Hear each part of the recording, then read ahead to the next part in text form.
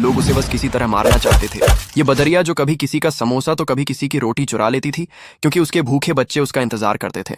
एक दिन बदरिया किसी के घर से संतरा चुरा लेती है।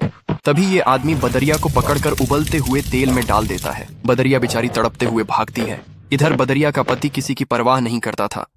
बदरिया जो चुरा कर लाती वो खा लेता और बस दिन भर सिगरेट पीता रहता था। लेकिन आज बदरिया कुछ चुरा नहीं पाई तो बदरिया का पति उसको बुरी तरह मारता है और फिर खौलता हुआ गर्म पानी डाल देता है। बदरिया बेचारी बिलबिला जाती है। इधर बच्चे ये सब देखकर बहुत रो रहे थे तो बदरिया बच्चों को अपनी छाती से लगाकर सुला देती है और फिर वह रात भर रोती है क्योंकि उसके बच्चे आज भूखे सो गए।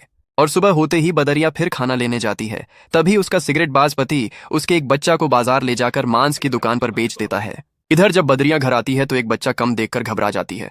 बच्चे रोते हुए माँ को सब बता देते हैं। माँ दौड़ते हुए मांस की दुकान पर आती है, लेकिन बच्चा अब नहीं था।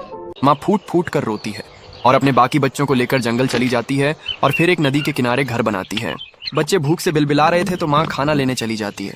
तभी एक जंगली शेर बच्चों पर हमला करके बच्चों को मार देता है। जब माँ वापस आती है तो मरे हुए बच्चों को देखकर चीख चीख कर रोती है और फिर बच्चों की याद में नदी में कूदकर अपने प्राण दे देती है।